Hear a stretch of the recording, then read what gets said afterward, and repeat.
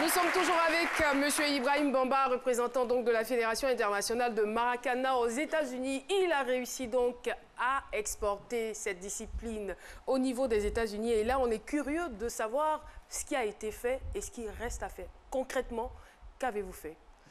Oui, c'est une très belle question, Caro. Voilà. J'aimerais dire aux Ivoiriens que le Maracana se porte très bien aux États-Unis. La preuve en est, on a pu déjà, depuis 2014, à créer une équipe très dynamique. Je salue au passage tous mes collaborateurs du côté des États-Unis. Voilà. Pour dire qu'on a mis une équipe en place. Et ils sont tous des Ivoiriens, voilà, donc ils adhèrent à cette idée de créer une équipe dynamique pour faire la promotion de cette discipline. Et dans un second temps, il fallait créer d'abord des séances d'entraînement, des pratiques, pour plus montrer comment ça se joue à nos compatriotes qui sont là-bas, à toute la diaspora africaine et les Américains surtout. Voilà, c'est ce qui a été retenu comme consigne. Le président Bleu Chalman nous a demandé, comme quoi, de tout faire pour intéresser les Américains à cette discipline et les Latinos qui aiment beaucoup le futsal, comme vous l'avez dit tout à l'heure. Donc, je pense que le Maracana a pu... Vous avez des retours à ce niveau? Des retours positifs? Des Américains et des Latinos? Oui, les Latinos s'intéressent plus parce que la première édition de notre tournoi international, j'allais parler de ce tournoi international que nous avons créé. Nous sommes à la 2e édition et cette année, nous préparons la 3e édition. Les Latinos sont venus avec une équipe typiquement latino du côté du Canada. Voilà, pour la première édition. C'était une équipe à 100% espagnole qui sont venus. Ils sont bien illustrés, ils ont même remporté le trophée de Fair Play que nous appelons au Maracana le CFA. Le CFA, rapidement, avec votre permission, qui est convivialité, fraternité, amitié. Et on retrouve un peu cette convivialité sur cette émission. Voilà. La première édition a été remportée par... La première édition a été remportée par l'équipe des Ivoiriens, une équipe où on retrouve toute l'Afrique, on appelle ça Afrique Entente. Et la 2e édition, vraiment, souffrez que je vous le dise, c'est l'équipe des Maliens qui a remporté cette 2e édition en 2017. C'est quand même dommage, l'équipe des Ivoiriens est tombée en finale, nous-mêmes les propriétaires du Maracana. C'est plutôt bien, ça voudrait dire... Non, moi je vais vous donner un petit secret. Vous allez à l'international, vous apprenez le Maracana, les techniques, mais n'apprenez pas tout aux gens là. C'est-à-dire vous gardez un peu pour vous-même. Mais quand on va à l'international, on gagne les trophées, on gagne les trophées, on gagne plus de trophées. C'est mieux, vous allez leur montrer tout. Bon, j'aimerais un peu commenter cette image. J'aimerais commenter cette image. L'image que vous voyez en face, c'est l'équipe nationale des États-Unis. Nous sommes allés en 2017, en août 2017, pour le tournoi international de Montréal. Et cette équipe a remporté ce trophée-là avec 7 matchs, 7 victoires, 27 buts marqués, 3 buts encaissés. Ça vous dit que d'aucuns pensent que le Maracana, c'est facile de marquer des buts. L'équipe des Américains? Oui, des Ivoiriens qui sont aux États-Unis. Nous avons fait une sélection. Il y avait d'autres Africains dedans, voilà. Mais cette équipe-là sera peut-être bientôt en Côte d'Ivoire pour la Coupe du Monde de Maracana, si Dieu le veut. Il y a quand même des choses à faire. Vous avez des besoins, il y a quelques difficultés rencontrées. Comment est-ce que la fédération d'ici pourrait vous accompagner, par exemple? Bon, les difficultés sont énormes, mais il est bien beau de dire la vérité. Nous fonctionnons sur fonds propres. Fonds propres, pourquoi? Parce que la fédération qui est ici, le président Bleu Chalman, je loue son courage, il se bat beaucoup pour vraiment implanter cette discipline-là. En Côte d'Ivoire, ça va. Mais au-delà de la Côte d'Ivoire, en Afrique, puisqu'il y a une Coupe d'Afrique qui existe déjà, nous sommes à la 6e édition. Et pour reconforter Philo, la Côte d'Ivoire a été championne en 2017 du côté du Mali, tant du côté des vétérans et des seniors. C'est pour dire que les éléphants maracaniers font de bons résultats. Non, pas les éléphants maracaniers. Bon, les maracaniers de la Côte d'Ivoire, voilà. Les Maracaniers de la Côte d'Ivoire ont remporté au niveau des 2 catégories, de 35 ans à 44 ans et de 45 ans en plus.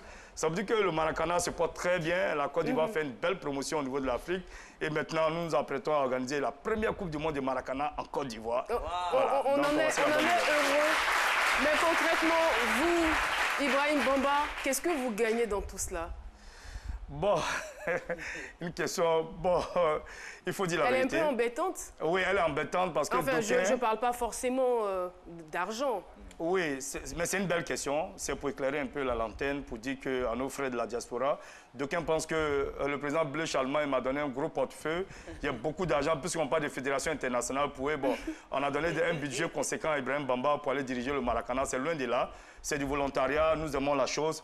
Nous sommes des fanats de foot avant d'être maracaniers. Donc, c'est ma passion qui domine tout ça. Ce que je veux en retour, c'est une satisfaction morale, que tout le monde soit heureux. Et la reconnaissance, voilà, j'ai des preuves ici sur le plateau, si vous permettez. Je peux vous montrer les preuves là, c'est ça ma récompense. Voici la médaille que je porte lors de la création de la Fédération internationale de Maracana à Lomé. J'ai reçu cette médaille. Et cette dernière distinction, elle vient de l'Union des Ivoiriens de New York, où mon travail a été reconnu comme quoi le grand promoteur du sport ivoirien au niveau des États-Unis. C'est bien. Voilà. Thank you. Alors, c'est écrit dessus. Thank you for your service to the community. Ça veut dire merci pour toute votre pour tous les services rendus à la communauté. Voilà. Et puis, c'est mis dessus coach Bamba, parce que j'ai été le coach de l'équipe des Ivoiriens avant d'être aujourd'hui à la tête de la Fédération internationale de Maracana. Et je suis animateur sportif aussi, Carole l'a si bien dit. Donc, je travaille pour le sport, je travaille pour tous les sportifs, pour ne pas faire de jaloux. Voilà. Merci. Alors, ma petite question, c'est que... Jean-Michel a la parole. Nous sommes à la fin, vous êtes inspiré. Alors, on n'a pas eu la chance de voir une photo, par exemple, d'une équipe de Maracana américaine. Donc, j'estime qu'il y a quand même des efforts qui sont entrepris, que c'est peut-être un peu difficile de faire passer cet art-là au sein de cette communauté américaine.